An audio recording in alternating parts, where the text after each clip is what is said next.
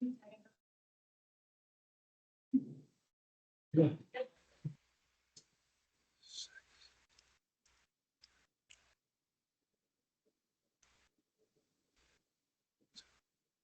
With that, call for the July 17th meeting of the HLRB. First up, I'll call the roll. Marty Davis, Here. Andrea, Robert Dudka, Here. Andrew Fackler, Here. Alex Foster, Carmela, Ray Handley, Here. Jerry Laporte, Here. Joan is out, Meyer is out, Katie Myers here, Mark Turnbull, Here. and then Dick Woodruff. Here. Okay, Fantastic. With that, we'll get the explanation of tonight's peer procedures. So welcome again to tonight's meeting. So effective February 1, 2022, this is a revision now requires planning board appointed HLRB to have in-person forum to conduct business. Hearings are in a hybrid environment with in-person and streamed online.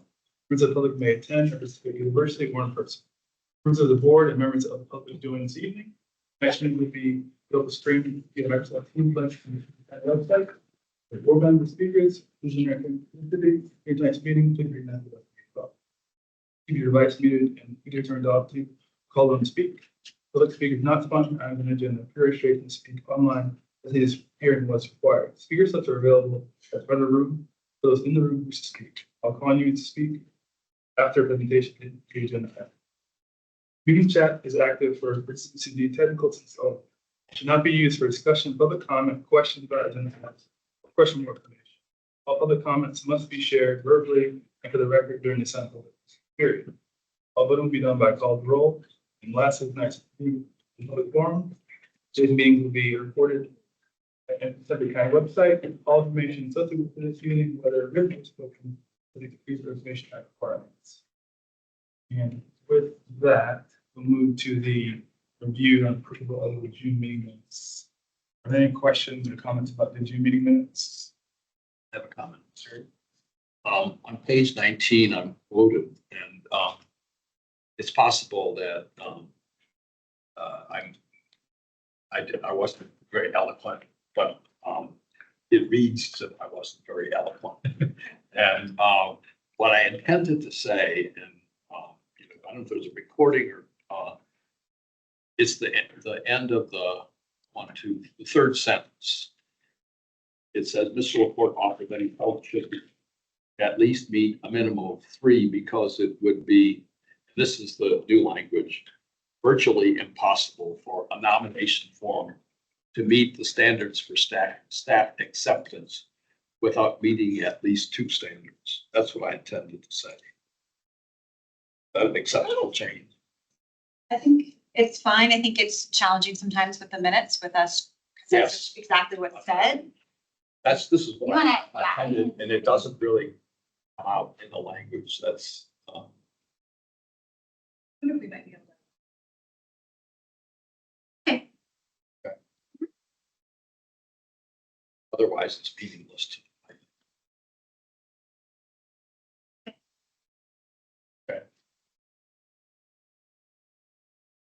Any other comments or questions? So we approve them as amended, or do we approve them and we'll go back? I think we can just amend them. I think Yes. it's beautiful as amended. So I move that today's already approved 2024 meeting minutes as amended. I'll second.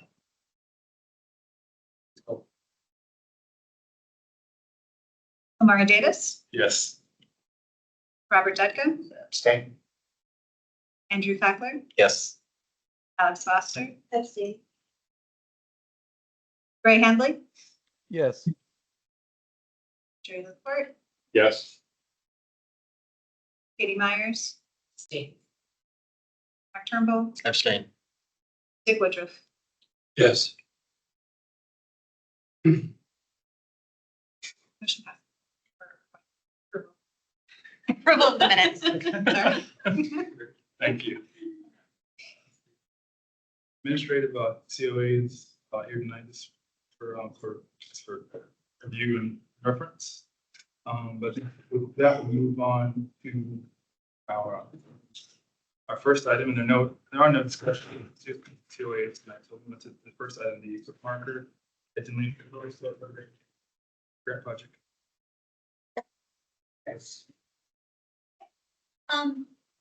Do you all want to come and join us? There's a couple chairs. We're first. I'm sorry. Yeah. What's that? So Where would you like? we have a couple chairs at the end, if you don't mind.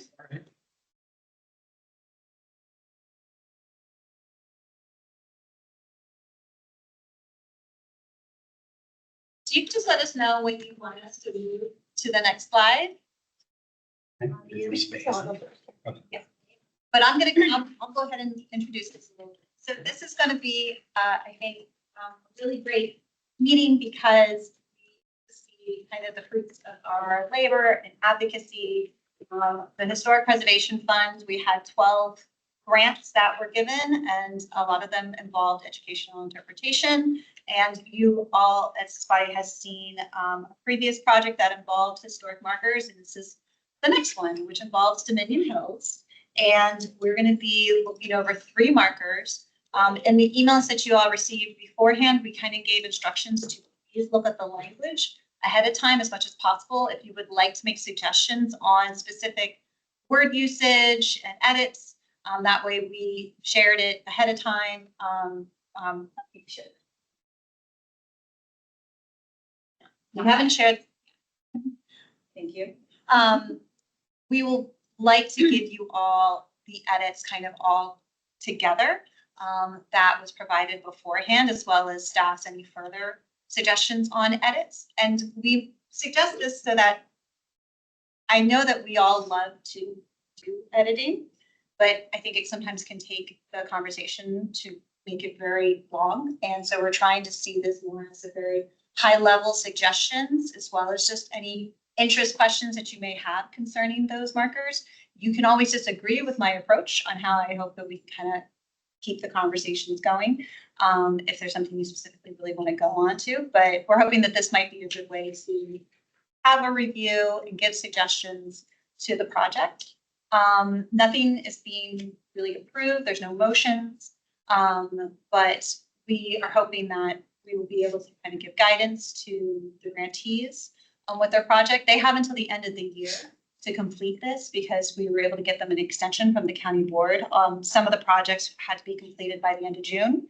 And so on that, I'm just going to go ahead and give it all to you to kind of lead the discussion and talk about the project. Sure thing. Thanks so much for having us. We're really excited to be here to talk about the work. We've been really enjoying the process, and we're super appreciative of the county for creating and implementing this grant. It came really at just the right time for Dominion Hills. My name is Terry Schwartzbeck. I'm the president of the Dominion Hills Civic Association. With me is Peter Vasilopoulos. He is a resident of Dominion Hills, and he is our historian on this project. So if you want to go to the next slide. Dominion Hills, I'm sure as many of you are familiar, is like all of Arlington, contains just a rich swath of history. The property that we still sometimes refer to as the February-Lothrop property, the parcel at 6407 Wilson Boulevard, is particularly rich in its history. It includes everything from our Native American, Indigenous, pre-colonial times, with a rich history through the Civil War and in the 20th century, leading up to including the February-Lothrop House. As we all know, that visible piece of history was lost to us about 2 years ago. But we are really feeling positive. Again, this came at just such a great time because it's giving us the chance to capture some of that history and make it visible again by creating some markers that will be on the site. We have worked out an arrangement with Toll Brothers, who's developing the site, building 40 single-family homes, to display the signs on property that will be owned by the Homeowners Association of what's called the Grove at Dominion Hills. So we have on the map, if you can see, the signs will be located near the corner of Madison Street and Wilson Boulevard, a little ways up in a spot that is owned by the HOA, not by any resident. So it will be sort of safe and will be able to, grass around it can be maintained by the HOA. That stretch of sidewalk is very heavily trafficked by pedestrians. So we're excited that that might be a good spot for people who are walking by to see it. And it's also, the existence of and then destruction of the house spurred a lot of conversations in our neighborhood. People noticed it. People were like, what is that? What was that? Why was that there? This is allowing us to continue those conversations and continue to keep our neighborhood connected to its local history. So moving to the next slide. I won't make this too long. We had another slide, I thought. But I'll just talk a little bit about our process and how we came to, second one? Oh, okay, great. So our process led us to focus on kind of 3 areas. We thought there's too much here. It's not going to fit on one sign. So we came to the agreement to have 3 signs, one focusing on the peoples who have been on this particular parcel of land and to some extent the surrounding area. Wherever possible, we really did try to focus on that parcel of land. Obviously, we don't have specific evidence related specifically to that parcel of land for some of this, but we tried to focus on the Febres, very earlier settlers, and then the urbanization and the construction of the neighborhood we now know as Dominion Hills. We then brought our second sign, which we can go back and focus on any of these, is related to the Civil War. This area has just an incredibly rich history with the Civil War, as most of you probably know, with its proximity to Fort Upton, and all kinds of, Peter can speak to this at great depth. Numerous artifacts have been pulled out of the ground right there. I actually live directly behind the property. I've had artifacts pulled out of my own backyard. So it's just a very rich piece of property in terms of the Civil War. And then going to the final slide, we wanted to talk about the 20th century, the homeowners who lived on that property for the longest periods of time, going back to the Febre family, the Lothrops, and then finally Randolph Rouse. And talked a little bit about the house itself and the architecture of it, the unique style that it had, hoping to convey to people what used to be here on this site, the history that used to be part of it, and continue those stories today. We are also, as part of this process, going to build out our website to so that people can click on that QR code, and we will have all the information that is on these signs, as well as additional photos, additional stories, all the stuff that didn't make the first cut, and new information as it becomes available. Because as we all know, history is still revealing itself to us. We are still learning more all the time. So we're going to be able to add to our website as time progresses if need be.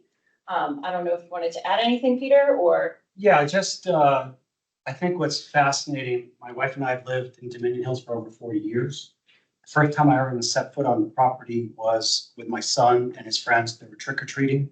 We got the opportunity to knock on the door, and there was Madame Rouse. She responded, and great candy that she gave to the kids, but she also told a fantastic Halloween story, which was basically there was a ghost, a Confederate soldier who had been wounded and died at the house and haunted the house, but he was a friendly ghost. It was just kind of fascinating. It was my first connection with the history. And I think this whole process has been an interesting roadmap of discovery. A lot of things we've uncovered. There's a couple of items in these slides that most people aren't aware of. There's an actual photograph of the original home, Fairmont, and I didn't know existed, but in doing the research, that map that you're seeing, that aerial photograph, it actually shows the horse track that was part of the the Rouses. They would train horses and stuff. That's why they had the barn or the stables. And I just want to say that it's been a really rewarding process working with the neighborhood group, the people that committed to reviewing. We've gone through several lengthy but very rewarding processes of having people review and make their recommendations. We look forward to hearing what you have to say. And I think it's great that we have a process here to do this. And I just want to make one point. I'm currently vice president of the Arlington Historical Society, and I'm thrilled that our county allows this type of history to surface and bubble up. And I'm really thrilled to get, not only to get through the process, but to share this and encourage other people in other neighborhoods and civic associations to commit to owning their local history and sharing it and figuring out a way to display it. So, And then I'll just add, Peter referenced this already, but we really did do a lot of reaching out and engaging with our neighborhood. We have a very wonderful and active community of about 600 homes. So we did some outreach, letting the community know that this was happening. And we had two additional members of our committee. One is Mark Troppy, who is on the 2004 Neighborhood Conservation Plan process. So he has been involved in lots of activities already involving the community. Another one was Kathy Sullivan, who is herself a descendant of Pocahontas, going all the way back to the Native American times and has documentation to that fact. She was incredibly helpful to us in tracking down lots of different leads related to the Native American history on the site, providing that voice. And she also was very engaged with making sure that we had other cultures and races represented. We really wanted to make sure that we talked about the enslaved people on the site and the story of John Boston, who was an enslaved person who left Maryland seeking freedom in Virginia. So we were able to capture some of those really interesting stories. So we also were able to gather that bottom photo. Oh, that's. That amazing. also that, we put out a call to the neighbors. Do you have old photos? Do you have anything you can share with us? So you can see it and pull back. And that came from a neighbor who said, oh yeah, I got this box of photos that came from the people who we bought the house from. So we've been able to engage with the community. We've talked about this at some of our neighborhood events. So we've been able to do lots of outreach around that. And at that, I guess I'll open it up unless Lauren or Michael, you have any other things you need to mention? I have a public speaker. Oh, yes. It's Mr. Byrne also submitted a public, like a written comment, which was shared with everybody prior to. He's also here, so I'm actually going to, he's online. Sorry. Where's Dr. I'm pointing to the laptop. I'm gonna stop sharing my screen so we can all see Mr. Byrne. And all right, Mr. Byrne, feel free. Your 3 minutes has started. Okay, can you hear me? Yes. Okay, good. Although this is focusing on the February house, the other two slides I think are more of general interest. At any rate, the project contained, as I stated in my written statement, the project contained 3 historic markers, 2 of which are Dominion Hills, past and present, and Upton's Hill in the Civil War. However, none of the markers mention a railroad line, which I'm sure you're familiar with, that ran through the area. Operating the area from 1859 to 1968, the line bore several names throughout its history. When it opened, the line's name was Alexandria Loudon, New Hampshire, ALNH, a railroad. President James Buchanan traveled through the area on the line when visiting his summer White House in Loudoun County before the Civil War began. During the Civil War, the United States Military Railroad, USMRR, operated the line. Several years after the war ended and the USMRR relinquished control, the ALH's name changed several times, eventually becoming the Washington Old Dominion Railroad. As you know, the WD Trail now follows this route through the area.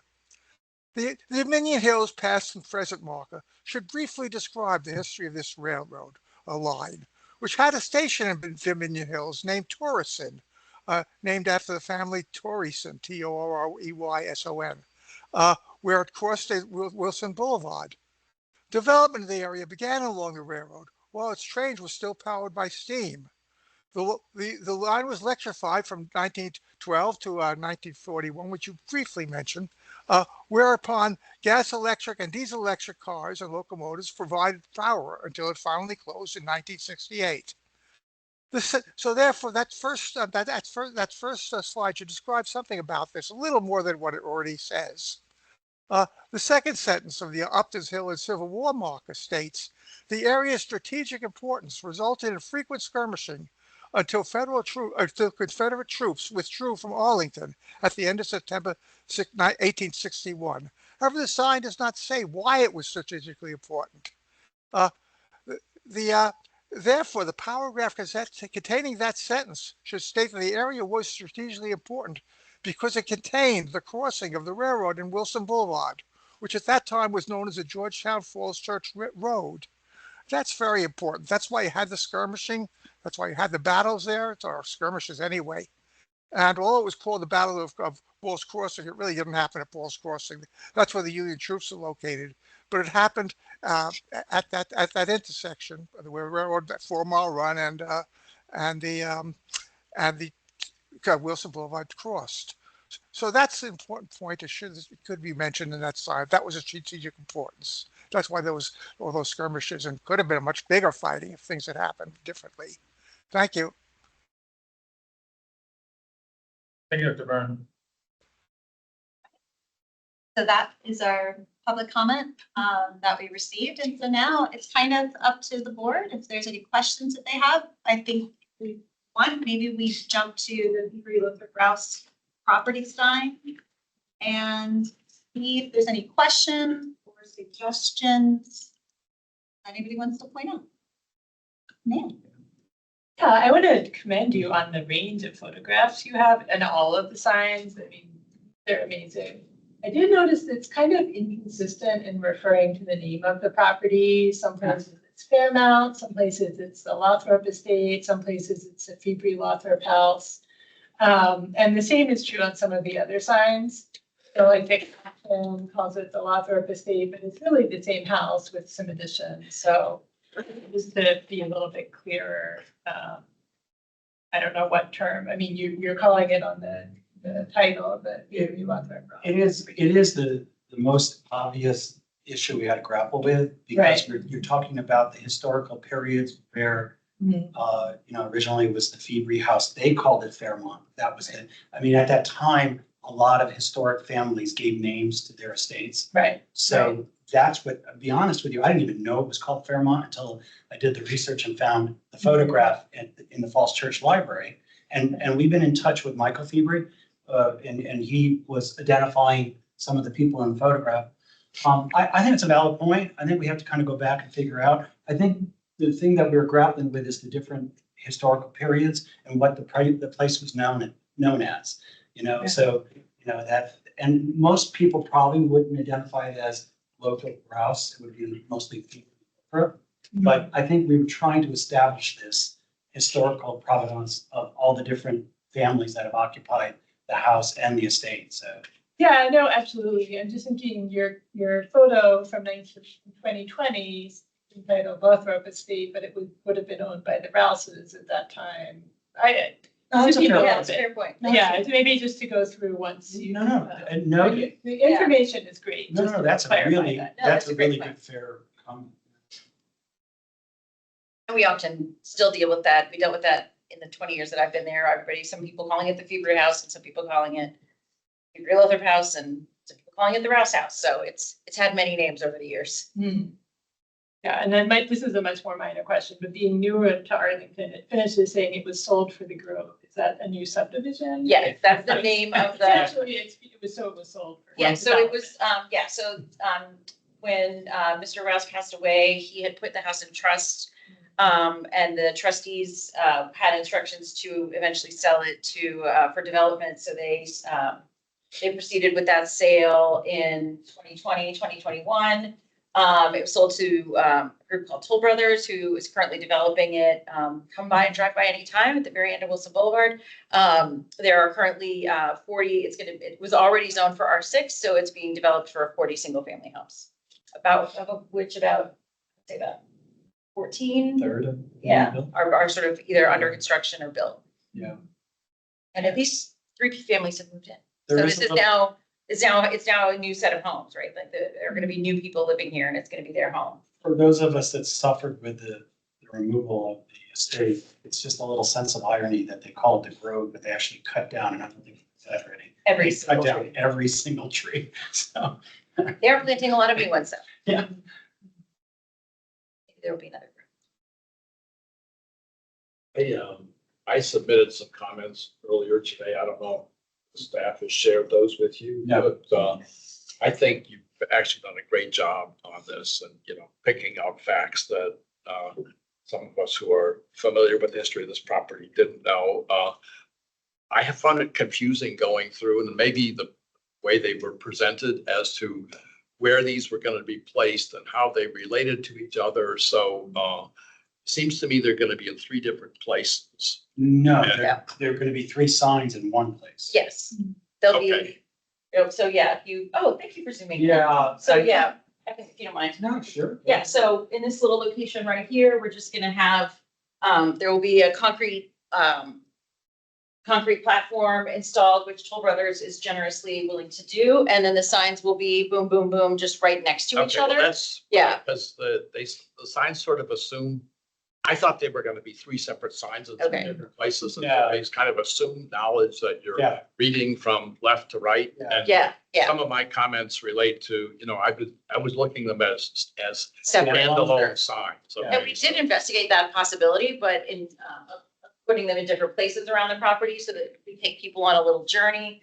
But after a lot of consultation and talking with Toll Brothers about the best locations, we also really felt these did really deserve to be kind of a story that flows from sign to sign. Yeah, now it's just a question, and I'm not making a suggestion as to what's better or not, but it wasn't clear to me, what was happening. So like, one sign sort of assumes knowledge of another. So Yeah. when you know that they're being Yeah. read from left to right, if you know, the comments would be different, okay? But I did find like the Upton's Hill, I found that sometimes, when you're storytelling like this, you have to assume that somebody's coming here and they don't know anything, okay? So Upton's Hill is not identified anyplace. So you have to say someplace that you're at Upton's Hill or the surrounding area or something like that, okay? And I have some other comments that are sort of like that. Good. I think that's a fair thing. And to be honest with you, I've always wondered why they chose, not to call it Upton's Hill when they did our neighborhood. They chose to go with Dominion Hill. Maybe because they just didn't want to be associated with the Civil War or whatever. But this is the real lost history. Does anyone know who Charles H. Upton was? No, but that's another question because you don't identify him either. Well, because he doesn't really play in the family. We do. Right, you do mention it briefly. But his parents were the ones that originally owned all the land and we Right. identified. I got that after Sure. actually, I did some research Right. also online to figure out. So it seems to me that when you're telling a story, it's got to be sort of complete. Okay, so if you look at my comments, and I'd be glad. I look forward to that, but I got to share with you one of the process, and this is something in your notes when the next time you have people going through this for the first time. We went through already 2 cleanses. We got lots of recommendations from our colleagues down at the other end of the table, and we've already had to go through and eliminate a lot of stuff because part of what we're up against is we found so much information that if we were to put it all there, then it becomes difficult in the presentation. So that was a learning process. And I've been writing historic markers for over 20 years. Okay, so Yeah. I know something about the process. sure, okay. But so it looks like sometimes things were taken out. I know how this works, it's like you're working with a committee, okay? And it's like when I'm a lawyer and I used to draft corporate documents, Sure. okay? So you move a paragraph from here to there and you forget that the paragraph above contained a reference to something that you moved. So there's some things like that in here that I think need touching up to make it, but it helps to. I think the thing about Upton's Hill is a really strong, valid point, and I think it's something we really probably need to go back and analyze. And keep in mind, though, as Terry said, this is going to be part of a website that permits us to add all the other information that we just couldn't squeeze in. I mean, the gentleman who talked about the Alexandria Loudon Hampshire Railroad, that's the perfect example. That's something a lot of people in our area don't realize that played a big role in why the Union troops set up camps. And, Bernie mentioned about the skirmish at Falls Cross Road. So I really appreciate your point. Yeah, no, I think I agreed with Bernie's comment on, you say it was strategically important, but you don't say why, okay? Oh, we've already agreed we're going to add something Yeah, about it seems it. to me that's a very good comment. Yeah. To say why it was strategic. So to, bring to, get into the details. So Sure. This gets into a lot of the details that you really don't get if you're just on the surface. But anyway, so if you want to talk privately about my comments, if you want an explanation, Oh, I look forward to Yeah, reading no, it and then. definitely. glad to talk to you. Yeah, I do want to point out one thing though, in this process, finding a photograph of the actual 23rd, that's an actual group that was involved in the skirmish. That drawing is really coming up from McKinley Elementary School, coming up towards the intersection of Wilson, where the Grove is. And actually, Terry could probably point where her house is, in that drawing. But this is the thing that was really compelling to me as to when we were trying to save the Feebray estate and trying to get people to recognize what had happened there, that drawing just emerged and it really tells the story that there's the house in the foreground, in the background. That was the house, and it truly was there. And the artist that drew this really captured that whole point in the war. So anyway, I just appreciate what you have to say, and I do look forward to following up. Why don't we focus then? Oh, sorry, go right ahead, Robin. I wanted to make a comment. Right. I wanted to make a comment about specifically about the architecture, because I think in many ways, it's the reason why, a lot of people are interested in this property, because there was such an incredible assemblage of buildings on it. The whole area has history, but but this whole area doesn't necessarily have these particular buildings, which were really wonderful. And that's the tragedy that they're gone now, because they were incredible. And I'm wondering if perhaps there could be a little bit more about the architect and some of the details, because the thing that always struck me as being fascinating was that he was the architect for the Coast Guard, and that was one of his main clients, and which explains why there's a lighthouse form on the property, which was always to me one of the most interesting things about this property.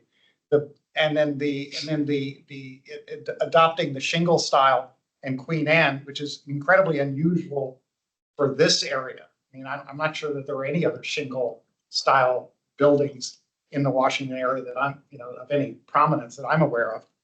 Anyway, so it seems like maybe just a little bit more about the architect and the architecture. And it seems like, I'm not talking about like whole paragraphs, just maybe a couple of sentences that kind of might pique somebody's interest as they're walking by, and then want them to click on the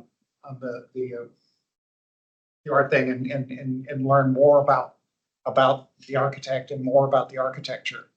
I think that's a really good point, Robert. And I saw Peter kind of chuckling a little bit because, as you mentioned, we did review the markers a couple of months ago.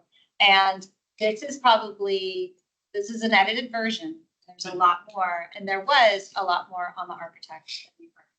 And we have kind of gone into the world, but we need to edit down a bit just because, and I'm thinking of this person who is here at this table that we haven't acknowledged yet, John McNair, who is our new staff member with the Historic Preservation Program, knows a lot that you really have to limit how much text you have on these markers because of people's attention span, and it just can get too much and too busy. And so we had to find ways to cut. I'm glad to hear that there will be a website and ways to expand on it, but I think we actually are going to be making some suggestions to cut even more of what's here, because we're trying. I know, I'm like, it's going to be our suggestions. I know. What we're going to consider. It's going to be a lot to kind of take everybody's comments and figure out what's the right approach. Sure. That's a really valid point, Robert, because it's why a lot of people are interested in the property, because it was such unique architecture. Totally different. Yeah, I mean, in my view as an architect, it's actually one of the more unique assemblages of buildings anywhere. That you had this beautiful mansion, and then you had these very eccentric outbuildings. To me, that's what's the great tragedy of this, is that that I'm not sure anybody really got the chance to appreciate this. I remember Or document them. or document them. Yeah, exactly. I mean, I remember when this was going down, I drove over there and they had already sealed it off, so I wasn't able to walk around between the buildings. But I did take photographs of, from the sidewalks. And it's just, I mean, there's just a fascinating assemblage of buildings.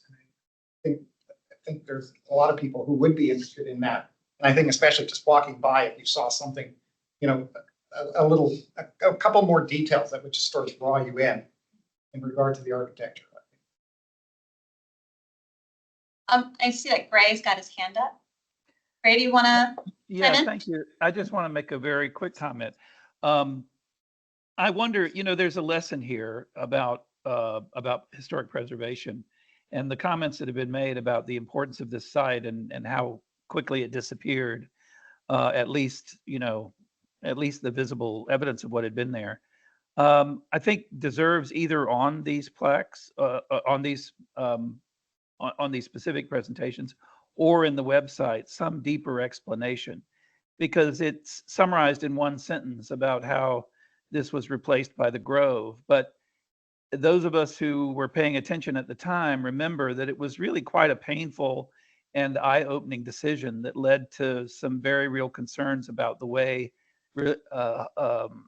historic properties were being monitored and managed and taken care of or not within Arlington County. I think somewhere the lessons that are learned in this story, or at least the story itself, should be shared with the public, because not long from now, people will forget what an important property this was and why it was. That'll all be shown in these signs. But what happened, that it disappeared. I think for a newcomer reading that last sentence thinks to himself, why would this have been disappeared so quickly? Why did all this vanish really overnight after it stood for so long? The second point I'd like to make is that I think it's important, and I suspect somewhere it'll say this. The other lesson that I take from this is how valuable it was to have these grants. A grant that allowed a historian to do this research, the team that prepared these really very well done signs, to find the photographs. I mean, these are, I think, exemplary for what we would like to see in many more sites around the county. And the idea that we invested in grants to allow this to happen by a community, with a community working it up, using those resources, and then using those resources to develop both the materials here as well as the information that'll be on the website, I think is something that needs to be said. It's to be commended that it's too bad that it took a property that had all this difficulty, but it's commended that we've finally taken an approach here that led to a very happy result. Thank you. Thank you, Greg. And if I could just respond to that briefly, I really appreciate those comments, because another, actually, if you go, I don't know if we have any photos in the signs that show the front stone gate that used to be the entrance off of Wilson Boulevard. If any of you are familiar with the property in the before times. One thing that we were also able to do as a civic association was, when we realized that the property was, in fact, this may have even been after it had come down or when it was about to come down, we asked the developer, can we have some of the stones from that gate? Because that gate was just a really impressive gate with this driveway leading up to the house. And again, they were kind enough to say, yeah, sure, we're just going to throw it all away. Like, you can have it. So we took the capstones off of the gate, stored them. Dominion Hills is fortunate enough to actually own the park in our neighborhood, Dominion Hills Park. And we were in the process of installing a memorial bench in that park. So we were able to take those stones and install them as the base of the memorial bench to our former president, Brian Hannigan. So one of the things we're hoping to do in the next several years, if we can raise additional funds, is install a sign of some kind talking about the stones and the bench. We already have like a little, just like a temporary sign, but we'd like to be able to do more to explain why do we have these stones under this bench. And they are really beautiful stones. They're blue stone from Pennsylvania, really high quality. So this has inspired us to think about other things we can do in our own neighborhood, which is, I think, just one of the great outcomes of this grant. I just want to follow up on what Gray said, gentleman who spoke virtually. I agree that sort of the tragic story of the buildings of the state's demise, too big a story to tell on the pages. But the website needs to go into detail about the tragedy and basically the political controversy that resulted in the ultimate destruction of the buildings before they even had a chance to be documented in any professional way. And also the fact that the controversy provoked the passage of legislation in the state of Virginia. That's a great. That now prevents demolitions when there's an ongoing historic preservation process, underway. And for the new members of the board who weren't here for this, there was actually, we had passed a resolution to protect that property, and it was before the county board when a demolition permit had been filed for this estate, which was an administrative process that the county couldn't block legally. And so the buildings were, the minute that permit was approved, the demolition permit was approved, those buildings were down the next day. And the owners were not going to waste a second. And it was just tragic. And that story needs to be told. I agree. And I think we have probably much more flexibility in presenting that information in a way that doesn't have a negative impact of our ability to place the signs where they're being placed. That's basically what we're having to negotiate in terms of what, how much we can say about a process versus on the sign versus how much we can put on our own Dominion Hill website, which is our own purview. The president here can. Yeah, absolutely. Well, and I really like the, almost thinking about it from educational perspective, like, this question has already been raised. Why? Why isn't this here anymore? Why wasn't this saved? Well, here's what happened and here's what's happened since, right? Like that's almost, I can almost, it's playing out in my head like a civics lesson that you would explain to a middle schooler, like almost like a case study of lessons learned. And this is why preservation is important. And that I think is a wonderful message to share. That's exactly what I was suggesting. And I think, it serves as the basis for educational materials that can be used in Arlington to do a broader kind of sensitization of the next generations. There are very few, if any, of properties of this importance and quality left in the county. So I think catching this story and getting it right is a good one. As far as offending the developers, I think all that needs to be done is a statement of the facts. Here's what happened. 1, 2, 3, 4, 5. The facts speak for themselves about how things were done and why they were done quickly. With that one, thank you very much for your time and your efforts. And it's a wonderful use of the grant off it.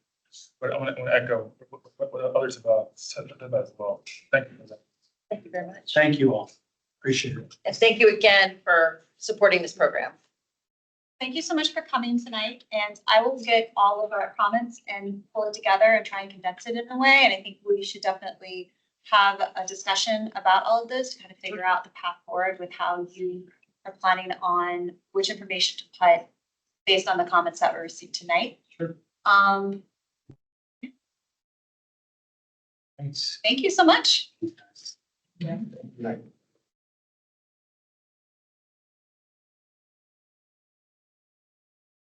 Item. Information item, not the board, our light start publication on the grant. Sorry, presentation. All right, so Ginger's on. Okay, so again, this is another historic preservation grant project that involves the Langston Boulevard Alliance. And we have with us tonight virtually Ginger Brown, the executive director of the LBA, and the project team that worked with her, Ben King, concerning this project. And they're here tonight. This is part of their scope. They wanted to be able to present to the HLRB, which we were happy to accept that was part of it. And so they're going to tell you all about the project. This is one of the projects that did wrap up. Thank you so much. Wrapped up at the end of June. And so we're just glad that they were able to come to us tonight at the July meeting. And so we are just here to hear about everything with the project. You can ask the questions after. It looks like, oh, sorry, Ginger. It looks like the share is disabled, so you can share our slides from there if you want. I think that'd be great. Sure. Thank you for sending them ahead of time. Just let me know when you want me to move forward on the slide. Well, good evening, everyone. I'm Ginger Brown. I'm the executive director of the Langston Boulevard Alliance, and Bennett King is with us. He is our research assistant, who is a PhD student or master's student at Goucher College. And we have been very grateful that we were able to pull him into this project because he's done a fantastic job. And so I'm mostly going to turn it over to him to talk about the things that we've been working on over the last year. But we're also wanting to say thank you to the county for having these grants that have been an absolutely delightful projects that we hope to continue over the years. Great, thanks, Ginger. So as Ginger said, I'm Bennett King. I'm a historic preservation research assistant with LBA, and we're going to give you a quick update on the historic preservation grant project that we worked on. It started last fall, and then we finished a little bit. Maybe we're a little bit tardy. We finished on the 10th of July, so we just to wrap this up. The grant was a 3-phase project. The first part included collecting and preserving the history of the renaming effort for Langston Boulevard. The second part was to collect and share the stories of some of the legacy businesses along the Langston corridor. And the third part was to use this content from the first 2 projects and redesign the LBA website, promoting the projects and then other community content as well. So if you go ahead and next slide, please. So for the Renaming History Project, our objective was primarily to create and share a historical record of the community-driven renaming process. There were over 60 local citizens that took an active part in the process, and they represented nearly all the communities along Langston Boulevard. So we wanted to collect the key elements of the process while it was still fresh in everybody's mind, and then also collect the documents while they were still readily available. Next slide, please. So the outcome of this project was 8 oral history interviews with key project stakeholders from across the spectrum of the project. We had civic activists, community leaders, business leaders, LBA staff, and some local government representatives. These, along with the documentation that we collected during the project, led to a 50-page historical record. We also made some video clips from the interviews that were shared more broadly through social media. So these were smaller pieces of the story. They're shared through the LBA website and through social media. And all of this content has now been turned over to the Center for Local History, and it's on the LBA website, which has been redesigned as part of this work. Next slide, please. Okay, so for the second phase, the objective was to collect and preserve and share the stories of some of the legacy businesses along the corridor. These historic businesses have long been cornerstones of their communities, and with the threats that many of them are facing from redevelopment or growth, we wanted to be sure and preserve and tell their stories. As a matter of fact, just a side note on this, one of the ones we've interviewed is already retired and has sold the business, so we're glad that we were able to get them while we could, or while they're still there. Next slide, please. So we ended up with doing 5 oral history interviews here. We did the Philippine Oriental Market in Delhi, the Northside Veterinary Clinic, Glebe Radio and Appliance, KH Art and Framing, and MacPherson Opticians. These stories were so interesting and the response was so positive that we decided to continue past the grant and interview another 5, which we've just completed, and we'll be delivering those shortly as well. All of this content has been shared through the redesigned website. We now have a new portion of the website dedicated to this. And it's also, some of it has already been sent to the Center for Local History. As we finish the other 5, we'll send those as well. The other part of this grant, it's led to a new LBA project, and Ginger can talk about this more if she wants, but it's called People and Places, where we're going to run a similar process to collect and share more community stories. So we're expanding beyond legacy businesses to the people associated with community landmarks and events, civic and social buildings, places of worship, et cetera, all this along Langston Boulevard. And final slide. So with that, I think, as Ginger said, we want to thank the county for your support in this project. It was both rewarding and I think we got some great content out of it, and we'll open up to questions if you guys have any. Thanks so much, Ben. Thank you, Ginger. So I was fortunate to be a part of a lot of the Plan Langston Boulevard study, and a lot of the discussions from that reminded me of what was going to be achieved with this grant.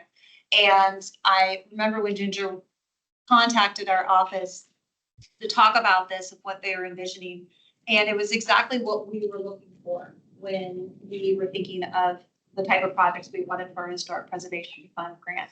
We wanted a project that was educational, that tried to use as much resources as possible with the county, because I know that, Ginger, you all ended up combining another grant that you received from AD to really maximize everything, all the resources that you could for this. And it's just going to keep going, which is exactly one of the things that we wanted, was the fact that there would be enough momentum once these projects received funding to hopefully get other people interested or keep showing how it's important to tell the story of anything from the businesses along Langston Boulevard to the people who were involved with renaming, the important reason for that. So it was really what we were hoping to achieve. I'll definitely say that some of the stories of these business owners were incredible. It was a really fantastic project to watch grow. So there's some really interesting history there. And I really encourage everybody to go to the website. The LBA has some really great events. Ginger, I understand you have an event happening next week where you're going to have at least 3 legacy businesses there to talk about their experience. We're combining sort of the work that we do with Arlington Economic Development in a business and brunch event. And we are going to have a panel of 3 of our legacy business owners, and the Biz Launch director, Tara Palacios, is going to be the moderator to talk about what has made a business successful over the last 30 years on the corridor and beyond. So it's exciting. And also, Ginger, thank you so much for being a great steward to our local historic district, Broadview. Yes. Just gotta throw it all in there. You're definitely a supporter of the preservation movement here. So thank you so much for all of your work. Does anybody have any questions? Yeah, I just have a question. What are the other 5 businesses that you? The second series? Yeah, for the second round, we did Sun and Moon Yoga, Sport Fair, Sushi Zen, Photoscope, and Pastries by Randolph. And we, so there's a number of businesses that have already been done or documented. So there's some obvious things that seem missing that we are going to work on getting onto the website as connections to what the county has already done or what other universities have already done. So like Mr. Moore's Barbershop, Heidelberg Bakery, just to name a few obvious ones. Are you looking at any in Garden City? In Garden City, several of them are right across the street. Possibly, Bennett, you might not know what Garden City is exactly.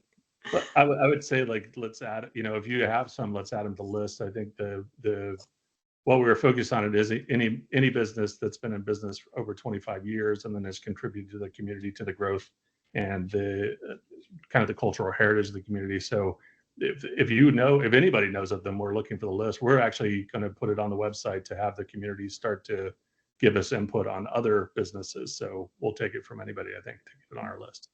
Yeah, I don't know if any of them are 25 years old. I know there are a few grocery stores that have been there for a while, but they're all, very ethnically diverse. But I'll look into it. If they're any that make sense, I'll let you know. And Gray, you had your hand up. Yeah, I had a couple of comments. Can you hear me? Yeah. Yes. So this is fantastic. Again, this demonstrates the value of these small grants. It's just remarkable what you all have done. 2 comments. One is, I think it would be really helpful as you go into the next phase to talk a little bit about the communities that Langston Boulevard goes through and how they're almost communities that surround the boulevard as it goes through Arlington County, and how important some of those communities like Halls Hill and others have been to the diversity, the growth of our county, and the rather unusual continuing diversity and change that has occurred as new waves of immigrating Americans have arrived. I think that would enrich, kind of, rather than focusing just on a commercial corridor, talk about how that corridor flows through these rather interesting communities with very different characters. I mean, one of the funny things about Arlington is within you like 5 miles. You've gone from one part of the globe to another part of the globe to another part of the globe. And it's really kind of makes it a rich community and a rich society. The second thing is a selfish comment. I think our board would appreciate your views on which properties, which landmarks, which kind of, where are the particular, and I know many of these have already been highlighted through other studies and other documentation, but as you've looked at the whole length of Langston Boulevard, what strikes you as historians and as those who collected the voice of the community so directly? What strikes you as really deserving attention and protection moving forward, so that you have, and this is an opinion, right? I mean, this is really from what you've gathered from the community. What would the community as a whole, what would individual aspects or parts of the community really appreciate having around? So that we have somewhere on our records that you all did this deep analysis of the longtime residents and commercial interests. And there were a number of important sites that they hope that the county will pay attention to, because many times these kinds of sites, these kinds of places are neglected because they're just not well known by the powerful or the decision-making community or population within our community. And having this ground reality where you all share with us what the community has identified as really worthy of protection or commemoration in some way, even it can't be protected, that really we should pay attention to. And I think that would be something we could draw on in the future as we get asked, and we will be asked over the next few years, because Langston Boulevard's about to explode. We will be asked, this isn't worth saving. Don't worry about it. It doesn't mean anything to anybody. It would be very nice to know what you all found in your discussions. Thank you. I was just, oh, sorry, Ginger, go ahead. Well, it's very interesting. We're actually working on another part of our website that hasn't been published yet. Is we're working on the different neighborhoods and the commercial areas. I'm working on it today, and some of that is being able to talk about some of the history. And I think it's going to be something that evolves over time. But I will say that our People and Places project, to the next things that we are going to be focusing on, and I'm already starting to reach out to the communities, are the historically Black churches.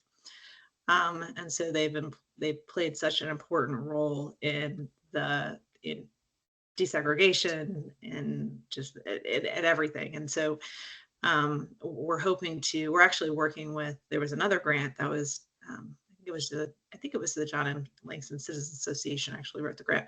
They interviewed the history of 30 folks and their views on going through desegregation.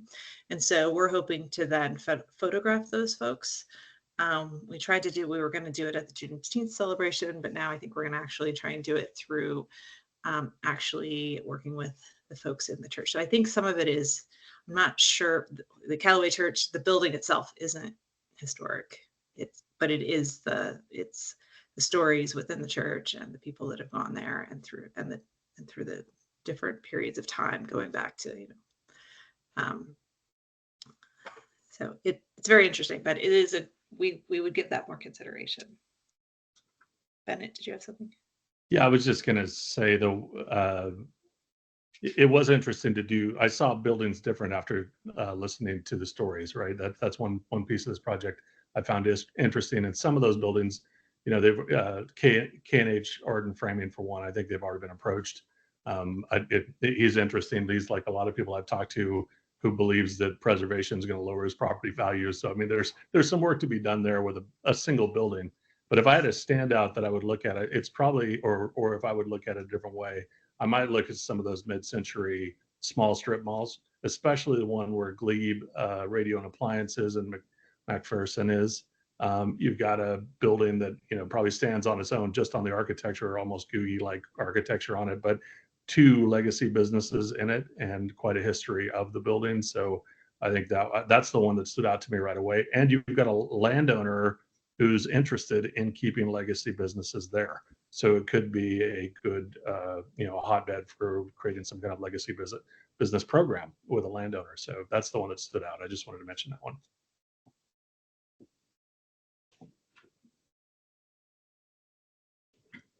Any other questions or comments from the board? Thank you so much for coming tonight. We really appreciate it. It has been wonderful working with you all. I know this won't be the end that will continue this partnership with LBA. And other than that, thank you so much. And this was a great project, and thank you. Thank you, Thank you. everyone. Bye-bye. Good night. Thank you. Good night. Thanks.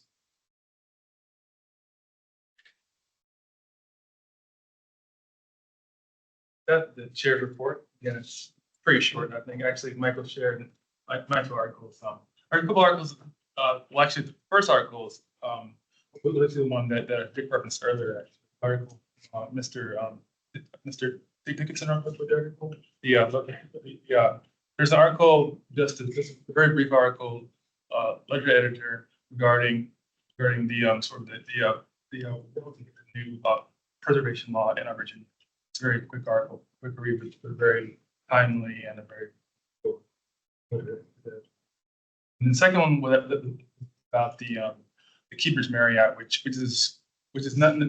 may not necessarily be the historical building in Roslyn right now, but it's sort of interesting take on how that might be reused. Just like I came across. Come on, brother.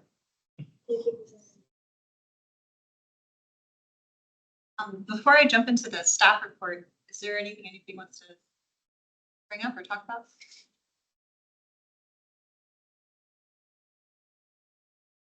Well, then, as you've noticed, we have someone who's just not here, which seems strange.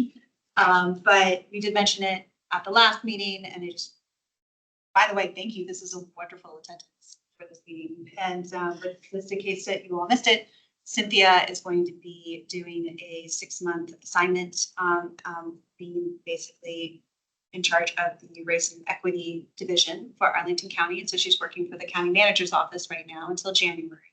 And while she's away, I'm going to be serving as the acting supervisor. And so it's going to be a transition. It's going to be, I'm going to lack the 23 years that she has and the information that she has. So please bear with me if we're not able to anticipate every question, or if we are unable to remember every case that you all are maybe have questions on. But we wish her well, and she was very interested to know how this meeting is going to go tonight. So I will stay in contact with her every month. But I just wanted to kind of refresh everybody's memory on that, and that, or who hadn't heard it yet. Also, as I kind of did the preview, John McNair has joined us. He's about 2 weeks in, and he is going to be helping us with all of our inspections of local historic districts.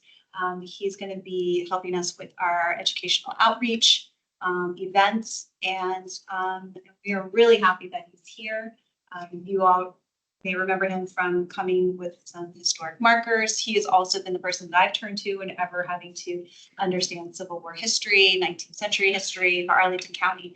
And we'll be excited to share anytime that he's going to be out and giving presentations. Be happy to share that with you all. We're very happy. Happy to be here. And I had one item that it hadn't been finalized yet by the time the agenda went out, but we are really excited to say that we helped sponsor a state highway marker that is dedicated to Dr. Lily Vincennes. And that was approved by the Virginia Department of Historic Resources. So that'll be installed.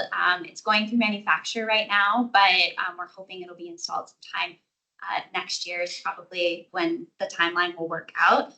But for those of you who don't know who Dr. Lily Vincennes is, she was a pioneer in the national gay civil rights movement. And it's actually the first marker in the state of Virginia dedicated to LGBTQ history. And she lived here in Arlington, so we're really excited about it and wanted to share the good news. Where's it gonna be? It's going to be near her house. Yeah, it's going to be near her house, which is off of Columbia.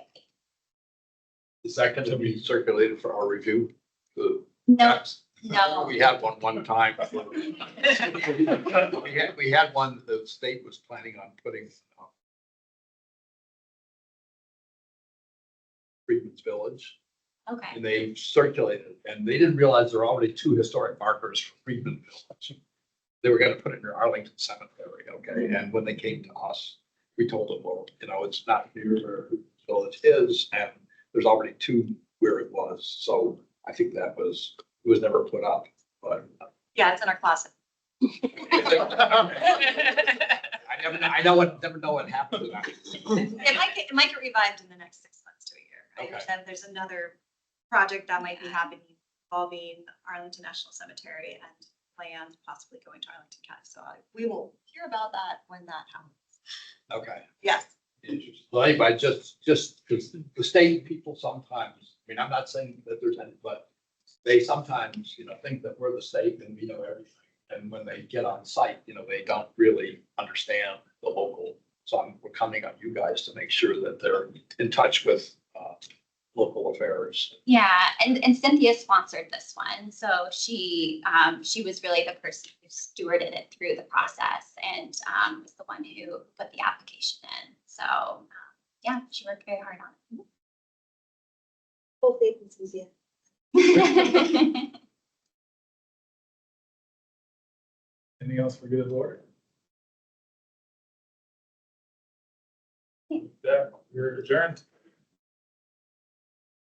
Before we leave, I do want to mention